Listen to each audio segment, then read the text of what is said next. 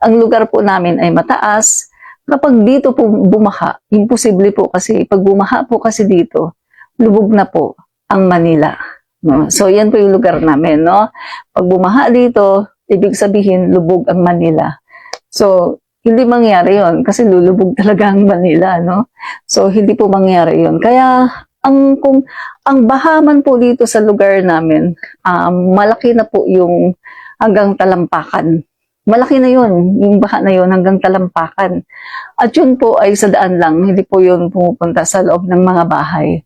Kaya nga nung nakita ko yung mga baha sa loob ng bahay, talagang sabi ko na talagang nakakaawa. Kasi ever since din naman, kahit nung maliit pa ako, hindi namin naranasan na talagang pinasok yung bahay namin ng baha. Kahit nung nasa Old Santa Mesa kami, no? Kasi yung bahay naman namin doon ay mataas naman talaga, no? So hindi pa namin naranasan na binaha talaga sa loob ng bahay. Kaya nga sabi ko, siguro ang hirap talaga na yung bahay mo, loob, babahain, tapos mag-aantay ka pa na mawawala yung tubig, tapos yung syempre yung mga furnitures mo doon, o baka may mga nasira, tapos syempre yung kahoy, o baka mamaya dahil basa, di ba, mabubulok. So, pero okay lang po yun, basta ang importante po ay yung buhay po ng tao. At ito po, sa Marcos administration, sobrang napaka-ready po talaga ng administrasyon ngayon. Nakita niyo naman, di ba mga kaibigan, kung meron mang casualties, sobrang kaunting-kaunti lang talaga mga kaibigan. No? Mula po sa panahon po ni Pinoy hanggang ngayon mga kaibigan, no? Sa panahon po ni PBBM, ngayon lang man po natin makikita na ang casualties ay talaga namang napakakaunti lang, no? So yan mga kaibigan, no, umpisa na tayo sa ating topic, no? So ayan nga po mga kaibigan, itong si Amy Duterte ay epal na naman po itong si Amy Duterte. Talaga so, naman po mga kaibigan, no? Alala nyo yung itong kanya pong nire-reason out yung pag-alis po ni Sara Duterte, no? Siya po ang parang nagiging spokesperson. Sabi ko, ano ba to? Katulong na ba to ng mga Duterte? Katulong na ba yan si Amy, no?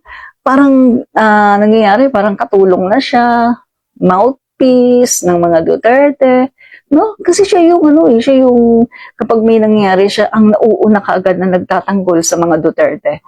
Samantalang sa kanyang kapatid, mga kaibigan, narinig niyo ba na kahit isang beses man lang ay kanyang pinagtanggol si PBBM? Di ba wala?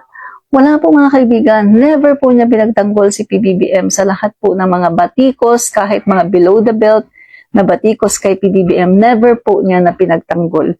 So, sabi ko, anong klase kang ate? Ang alam ko kasi, ang ate kasi, nagtatanggol yan sa mga kababatang kapatid. Pero dito mga kaibigan, nakalimutan na yata ni Amy Duterte kung ano ang function, kung ano po ang katungkulan ng isang kapatid na nakakatanda. Nakakalimutan na niya. O baka talagang tinutuunan niya yung sinasabi niya na hindi na daw po niya kapatid si PBBM. At yung sinabi niya noon ng status niya na kung makakapili lang daw ng pamilya. Yan ang sinabi niya mga kaibigan, no? At hindi na daw niya kapatid si PBBM, hindi daw anak ni Ferdinand Marcos Sr. si PBBM. Yan po ang sinasabi ni Amy. Kaya napapansin po natin, tuwing meron pong mga below the belt na mga bumabatikos, naninira kay PBBM, wala po siyang say. Na parang inaayunan niya at siya ay tuwang-tuwa pa. Sabi ko nga po, kitang-kita ko po ang laki ng inggit ni Amy Duterte, no? Alam niyo naman mga kaibigan, di ba nakapunta po ako ng SONA at akin pong minanmanan, inobserbahan ang kilos ni Amy, lalo na doon sa plenary. At talaga namang para siyang tuod, mga kaibigan. Ayun bang di pong ayan, may sinasabi si PBBM na maganda. Ayan, nagpapalakpakan na yung mga tao, naghihiyawan mga tao. Ako naman doon sa may upper, sa third floor. BBM, BBM, yan ang presidente ko. BBM, ang ingay-ingay ko po doon sa taas, no? So yung mga nasa likuran ko, na mga nakabarong na lalaki, nakatingin nga sa akin, pero natutuwa sila, no? Nakangiti sila. Tapos syempre medyo tumitingin din ako kasi baka mamaya nababother na sila sa akin kasi sobrang ingay ko po talaga. BBM, that's my president! Yan, talagang hype na hype po ako sa loob po ng Congress habang ako'y nakikinig sa SONA. So, minamanmanan ko po ito, inoobserbahan ko po itong si Amy. Aba, nagpapalakpakan ng mga tao, standing ovation, si Amy nakaupo. Hindi man lang niya i-lift ang kanyang finger para man lang palakpakan ang kanyang nakababatang kapatid. So, kitang-kita mo dito yung sobrang inggit. Grabe ang pagka-inggit ni Amy kay PBBM. Sobra, mga kaibigan. Kitang-kita mo dito, no? Yung meron siyang, siguro meron siyang hatred, meron siyang galit. Hindi natin alam, ano ba yan? Mahahalata mo, mga kaibigan, na personal. Personal po ang galit niya, no? Sa tingin ko, mga kaibigan, marami na rin naman akong na-meet na mga tao along the way, di ba? So, mga katrabaho, mga kaibigan. So, alam ko na rin po kahit papano, at kahit papano nag-aral din ako ng psychology, ang magbasa ng mga actions ng tao. Sabi nga nila, action speaks louder than words. At ito, mga kaibigan, si Amy Duterte, talagang hindi po siya tumatayo, hindi po siya pumapalakpak.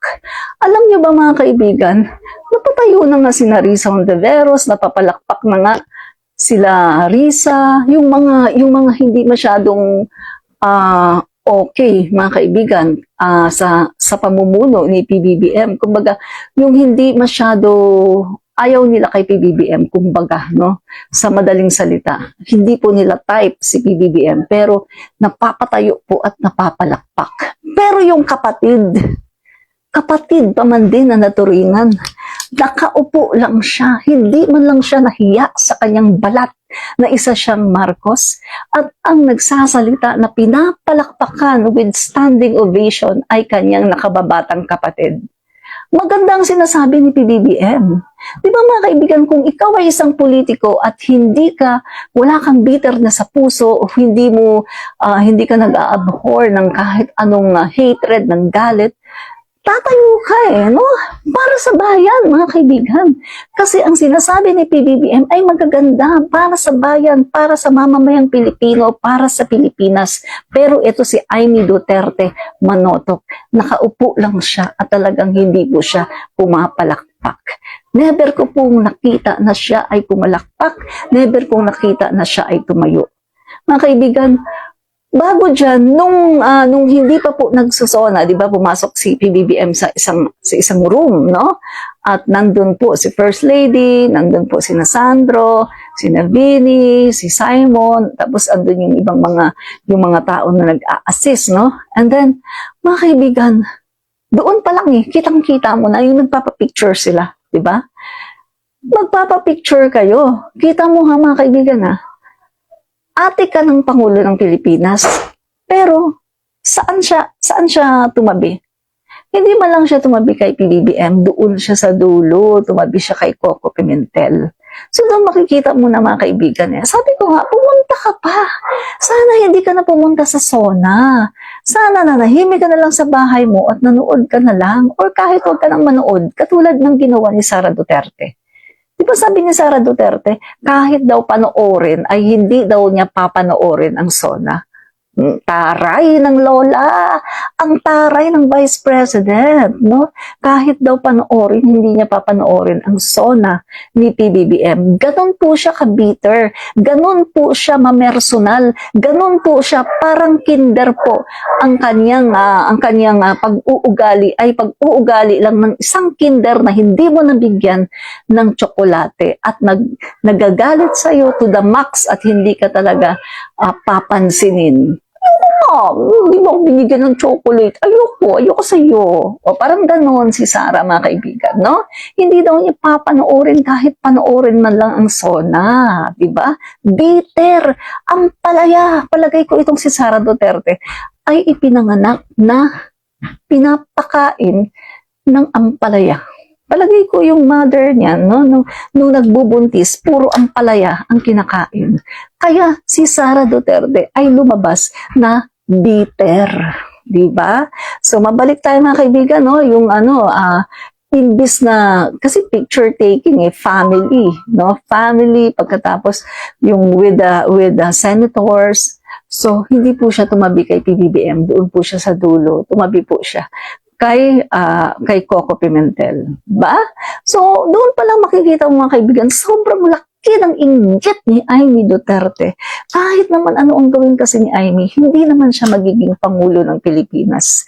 Kasi nga, hindi naman siya masyadong sikat eh.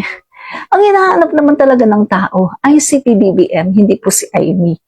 At FYI mga kaibigan, ang talagang nag-effort, todo effort para maibalik talaga ang pangalan ng Marcos. Hindi naman si Amy, kundi si PBBM. Si PBBM po ang unang pumunta dito, unang umuwi sa Pilipinas, at si PBBM po ang unang tumakbo para magkapaglingkod uli sa taong bayan.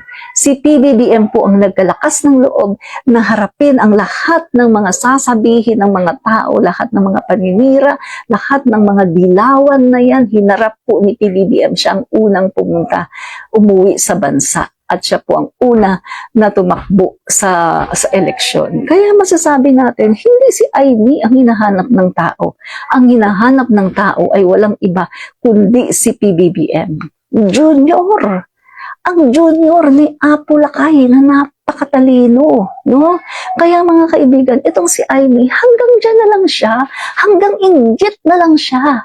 To the point, mga kaibigan, na kahit na ginagawa na ng masama, ng katarantaduhan, ng karumal-dumal na bagay, ang kanyang ading, kahit na ginagawa na ng peking video, wala sa kanya. Baliwala sa kanya dahil ang gusto niya mga kaibigan ay maalis sa katungkulan ang kanyang nakababatang kapatid at maiupo ang kanyang BFF na si Sara Duterte. Yan ang totoo mga kaibigan, yan ang katotohanan, di ba? Kasi kung siya mga kaibigan ay inaalagaan niya ang pangalang Marcos, hindi siya ganyan eh.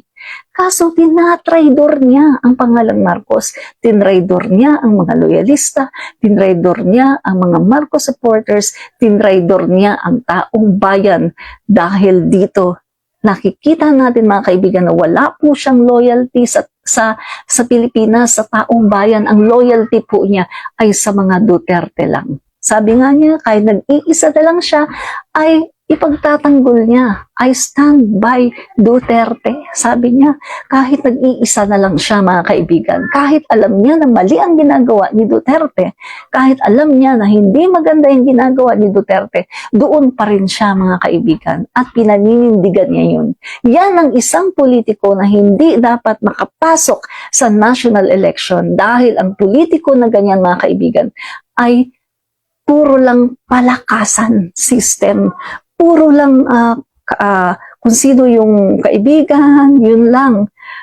Kahit na may kasalanan si Kibuloy, dahil kaibigan, sige, pagtakpan ang kasalanan ng kaibigan. Ganyan po ang ugali ni Amy Duterte Manotok. Pero si PBBM iba po.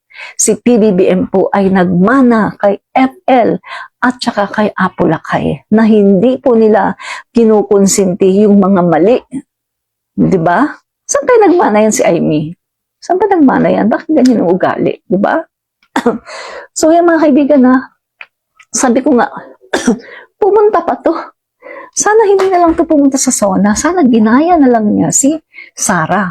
Alam ko naman kung bakit siya pumunta sa SONA eh. Iisa lang naman ang aim niya. Tuwing pumupunta siya sa SONA, gusto lang niya pumunta ng SONA para magpabongga, para magpaganda ng kanyang kasuotan, sabihin sa mga tao na, ayan, maganda ako, maganda kasuotan ko, pabongga. Ganyan po si Amy. Yan. Yan po ang ano ni Amy, mga kaibigan. Hindi po niya gustong pumunta sa SONA dahil para makinig sa kanyang kapatid, kundi gusto niya pumunta sa SONA para lang magpabongga, magsuot ng gown na gusto niya at may corona pa ang gaga. Diba? May corona pa talaga ang gaga. Diba? So doon natin makikita mga kaibigan na talagang si Amy ay isang bitter. No? Kaya kahit na siya ay kapatid ni PBBM, na po, hindi yan siguro papasok din yan sa pagkasenador. Kasi syempre, Marami namang mga loyalista na kahit ganyan ang ugali ni Amy ay iboboto pa rin. Pero ako mga kaibigan, as a Marcos supporter, no, never. Bakit ko iboboto ang Amy na yan? Hindi naman yan, hindi naman pakakatulong yan sa administrasyon ng ating Pangulo. Makakasira yan. At habang nandyan si Amy na politiko, habang politiko siya, patuloy po niyang sisirain ang imahe ng ating Pangulo. So bakit ko siya iboboto? Kung ikaw Marcos supporter ka or BBM supporter ka, hindi mo iboboto ang isang Amy Duterte. Dahil kapag andyan yan sa katungkulan as Senator of the Philippines, patuloy lang siyang magiging anay na sisira sa kanilang pamilya. Yan ngayon si Amy Duterte Manotok. Isa siyang anay, termites, anay siya ng pamilya. Patuloy niyang sinisira ang pangalan na iningatan ni PBBM. Binabalik ni PBBM no? Iningatan ni PBBM ang pangalan ng kanyang ama sa pamagitan ng pagsisikap para makabalik ulit sa Malacanang at makapaglingkod ulit sa tao at para maipakita sa taong bayan na mali yung mga sinasabi ng mga dilawan, ng mga kalaban. Pero anong ginagawa ng isang Amy Duterte? Diba? Napakasama. No? Sino mang maka-Amy dito ha? Sorry na lang kayo. Pero napakasama ng babalo na yan. No? Diba? Napakasama niya talaga. Hindi siya tunay na kapatid. No? Sorry na lang kayo ha. Kahit marinig ako ni PBBM, eto ang aking stand. No? Napakasama ng kapatid niya. Babalo na yan. Hindi na nga maganda. Ang ganda niya ay nakuha lang sa retoke. Ang pangit pa ng ugali ni babalo. Diba? So yan mga kaibigan, sa totoo lang, no? Napakapangit ng ugali. At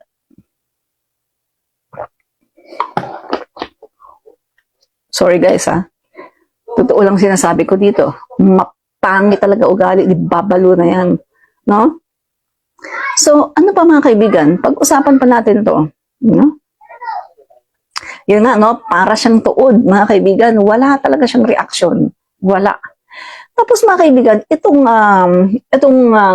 ginagawa niya na pinagtatanggol niya si Sara Duterte na kesyo matagal na daw yung naka-schedule yung trip na yan. So wag na daw intrigahin kasi matagal na daw yan. Hello?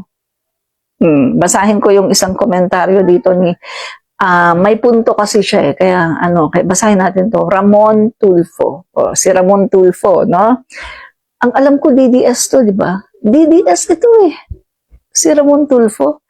Di ba mga kaibigan, binabatikos niya noon si President Marcos. DDS yan Tulfo yan, pero DDS yan, di ba? Ang sabi ni Ramon Tulfo, kahit ng anong justification ni Vice President Sara Duterte sa kanyang pag-alis patungong Germany, habang binabaha ang kamay nilaan, wala siyang lusot. Sinasabi niya na matagal ng plano niya at ng kanyang pamilya na mag-abroad bago pa man magbaha. Por Diyos, por Santo, napaka-estupidong dahilan yan. Kung nasusunog ang bahay ng iyong kapitbahay, at kailangan nila ng tulong mo, sasabihin mo ba na may pupuntahan ka at pasensya na lang? Walang malasakit si Inday. May punto, di ba? Tama dyan si Ramon Tulfo. Tama siya. Another example. Yung kapatid mo, no? Katabi ng malapit sa iyo, kapatid mo. No, magkaiba kayo ng bahay pero malapit din sa iyo. May nangangailangan sila ng tulong. Biglang may emergency. Halimbawa, yung anak ay kailangang isugod sa hospital. Kailangan mong sumama dahil wala silang makuhang ibang kasama dahil ikaw lang doon ang kanilang kamag-anak. Tapos naka-schedule na yung flight mo. Tapos agaw buhay ngayon yung pamangkin mo. Sasabihin mo ba sa kapatid mo Ay, sandali lang ha, kasi kailangan na namin pumunta ng airport kasi naka-schedule na to eh.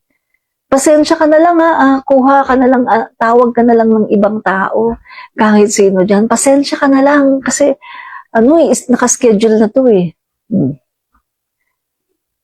Ganun ba ang sasabihin ng kapatid nyo? Kapag hinihingan nyo ng tulong dahil merong emergency?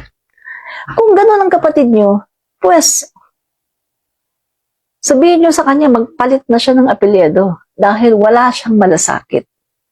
Exactly, ganyan po ang ginawa ni Sara Duterte. Wala po siyang malasakit sa taong bayan. Si Sara Duterte po ay isang spoiled brat. Pinalaki na spoiled brat nang iniisip lang ay ang kaniyang sarili. Ang kaniyang sariling kapakanan. Wala po siyang kaamor-amor sa mga tao na nangangailangan. Alam mo mga kaibigan, dito mo makikita ang isang tunay na public servant. Ang isang tunay na public servant kung totoo ba talagang may malasakit. Sa mga ganitong sitwasyon, sa mga emergency, sa mga oras ng, ang sabi nga ni Leni Robredo noon, yung sa mga, meron siyang sinasabi noon na si PBBM daw, sa oras daw ng English yun eh, pero parang sa oras ng pangangailangan, sa oras ng krisis, wala daw, no? Si PBBM daw, hindi daw makita, wala daw si PBBM, hindi daw available sa oras ng crisis, di ba? Ganun yung sinasabi niya dati kay PBBM. Pero ngayon siguro nare-realize na ni Leni Robredo na hindi totoo. Kasi kita nyo naman, di ba, sa lahat ng crisis, andyan si PBBM. So, ganyan po mga kaibigan. Best po yan na maidi-describe kay Sara Duterte. Na sa oras ng pangangailangan, wala po si Sara Duterte. Dito niya dapat pinapakita na siya ay isang tunay na public servant na may malasakit sa bayan. Sabi nga nila mga kaibigan kapag yung okay ang panahon, kapag walang gulo, kapag masaya ang lahat, kapag okay ang lahat, hindi mo makikita doon ang tunay na public servant. Diba? Pero, kapag nagkakagulo na ang lahat, kapag ang mga tao hindi na malaman kung ano ang gagawin, merong disaster, meron doon, meron dito, doon mo makikita ang tunay na public servant. Diba? Kalmante na hinaharap ang sitwasyon at talagang nakikita ang kanyang presensya sa iba-ibang lugar na talagang personal niyang chine-check kung ano ba ang nangyayari dito, anong nangyayari dyan, nagbibigay doon ng ayuda, nagbibigay dito ng ayuda, doon mo makikita ang tunay na public servant. Kaya ang mga bumoto kay Sara Duterte, sayang ang boto natin. Isa na ako sa nang hinayang. Sayang ang boto ko kay Sara Duterte. Dahil dito, nakita natin mga kaibigan, ang tunay niyang ugali. Ang tunay niyang kulay. Hindi po siya maasahan. Sa mga ganitong sandali na merong krisis na nangyari, hindi po maasahan ang isang Sara Duterte. Kita niyo naman, di ba? Inuna pa ang bakasyon. Inuna pa ang pagpapasarap niya sa buhay. Na kung titignan naman natin, pwede naman niyang ipa-cancel. Guys, pwede naman pa-cancel yun eh. Ilalo na siya, Vice President of the Philippines. Di ba? Manaman lang sa kanalang siya umalis na at least mga 3 days o 2 days. Di ba? Ikaso mga kaibigan, ongoing. Parang yung meron kang kapitbahay na nasusunugan. Pagkatapos, tinatawag ka, tulungan mo ako. Ay, sandali lang kasi aalis na kami. Hanap ka muna ng ibang tutulong sa'yo. Sige, pasensya ka na lang. Wala kahit kaunting concern sa bayan. Wala. Sa bagay, hindi natin kasi maang ang puso ni Sara kasi ang puso po ni Sara ay maka-China, makakomunistang China. At dinescribe po siya ng kanyang nanay as heartless. Diba? Si Sarah po mismo ang nagsabi niyan. Siya mismo ang nagsabi niyan that her mother described her as heartless, walang puso. Pag sinabi mong heartless, diba? Walang puso. Mga kaibigan, gusto niyo ba na ang inyong ang public servant natin ay walang puso? Guys, pinatunayan niya ngayon na talagang totoo na wala siyang puso. Pinatunayan ngayon ni Sarah Mao na talagang totoo ang sinabi ng nanay niya na wala siyang puso. Dahil eto, nakikita niya mga kaibigan, umalis siya mga kaibigan, talagang grabe na yung di ba? Grabe na yung bagyo. Umalis pa siya. Walang puso. Di ba? Kaya mga kaibigan, alam niyo sa totoo lang wag na siyang mag-ambisyon na tumakbo as President of the Philippines kasi wala na siyang pag-asa.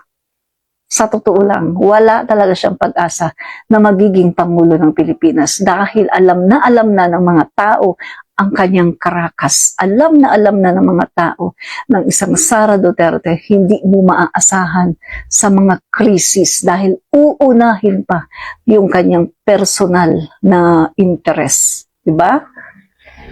Sayang boto namin kay Tambaloslos. Author kasi walang alam. Walang alam. Tama po kayo dyan, Juliet Paclibar. Wala talagang alam yan, no? Correct ka dyan. Walang alam talaga yan. So, yan mga kaibigan, no? Pero, eto si Amy Duterte. Come to the rescue, no? Wag na daw batikusin kasi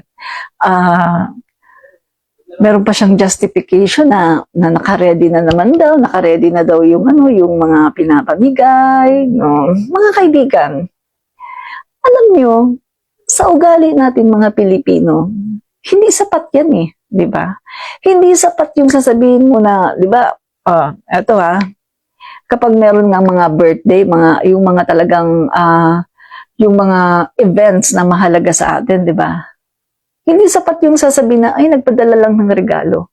Andyan pa rin yung, yung pagtatampo mo. At alam mo na, ba't nagpadala lang ng regalo? Parang wala masyadong effort, di ba? Iba kasi yung, andyan yung presensya mo. Bilang isang tao, nandyan yung presensya mo, nandyan yung nakikita mo, nakikidalamhati ka sa kanila, nakikiramay ka sa nangyayari sa kanila. Wala pong empathy si Sara Duterte. Kasi nga, describe po siya ng nanay niya as heartless. Heartless po siya. Wala po siyang puso. Hindi po niya alam kung paano ang maawa. Kasi heartless siya wala siyang puso. Diba sabi nga niya nung nakaraan, wala na daw siyang emosyon, wala na daw siyang nararamdaman, wala na daw siyang feelings.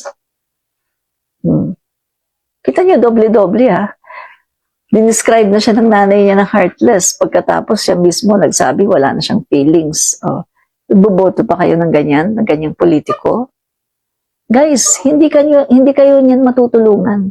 Sa sandali na nangangailangan kayo, sa sandali na ang Pilipinas ay nalugmok, na meron tayong kinakaharap na katulad nito na sitwasyon, hindi kayo matutulungan yan. Ganyang klaseng tao. Pero tingnan mo naman ang presidente natin. Ang presidente natin, buwis buhay.